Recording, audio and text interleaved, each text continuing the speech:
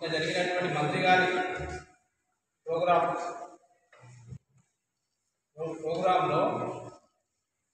మంత్రి గారి busy schedule వలన ఒక్కొక్క ఊరికి పోయి ఓపెనింగ్ చేసే ఇబ్బంది అవుతుంది అనుకొని ఒకటే వేదికగా ఎనవల్లి గ్రామంలో సర్పంచ్ గారి గ్రామ పంచాయతీ భవనం కార్యక్రమం ఉంది కాబట్టి ఆడే అన్ని శిలాఫలకాలు ఆడే ఓపెన్ చేయాలనుకుని షెడ్యూల్ ప్రిపేర్ చేసి ఆఫీసర్లు అందరూ అక్కడ అరేంజ్ చేయడం జరిగింది. రైట్, ఆ శిలాఫలకాలలో మంత్రి గారు, స్థానిక ఎమ్మెల్యే గారు, ఎమ్మెల్సీ గారు, స్థానిక ప్రజాప్రతినిధులు, జెడ్పీటీసీలు, ఎంపీపీలు, సర్పంచులు అందరూ కూడా అలా పాల్గొని ఆ ప్రోగ్రామ్ని సక్సెస్ చేయడం జరిగింది. శిలాఫలకాలన్నీ ఓపెన్ చేసి ఆ నుంచి గద్వాల్ మీటింగ్కి మంత్రి గారు పోయినారు.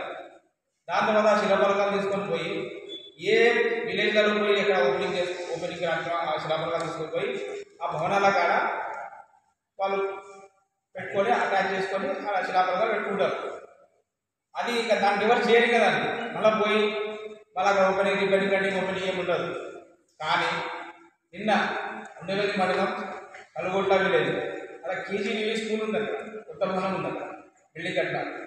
ఆ భవనంలో ఆల్రెడీ అక్కడ ఓపెనింగ్ చేసిన దాన్ని మళ్ళీ నైట్ 8:30-9 గంటల ప్రాంతంలో రాత్రి ఒక దొంగలలాగా 8:30-9 గంటలకి ఎక్కడ ఇక్కడ జరగని విధంగా వాళ్ళంతకు వాళ్ళు పోయి ఒక స్థానిక ప్రజాప్రతినిధి ప్రాంతం వహిస్తున్న కలుగొట్ల గ్రామం ఉండవేది మండలం ఆమె ఊళ్ళో ఆమెకి చెప్పకుండా ఎంపీపీ ఉండవేది వాళ్ళకి చెప్పకుండా ఒక ప్రభుత్వ అధికారులకు చెప్పకుండా వాళ్ళందరూ పోయి వాళ్ళే ఓపెనింగ్ చేసుకొని వాళ్ళే ఫోటోలు పెట్టుకొని వాళ్ళే ప్రెస్ మీట్ వాళ్ళే ప్రెస్ తీసుకొని వీళ్ళని అవమానపరిచినారు.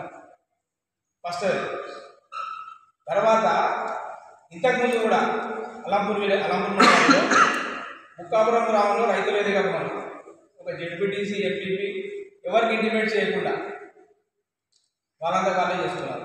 మొన్నటికి మొన్న రాయలపాడు గ్రామ పంచాయతీ భవనం, దానికి కూడా ఎంపీపీ కానీ జెడ్పీసీ కానీ ఎలాంటి ఇన్ఫర్మేషన్ లేదు. జిల్లెలపాడు గ్రామ పంచాయతీ భవనం కూడా అదేవిధంగా ఎవరు చెప్పకుండా వాళ్ళ తక్కువ వాళ్ళే ఓపెన్ చేసుకున్నారు.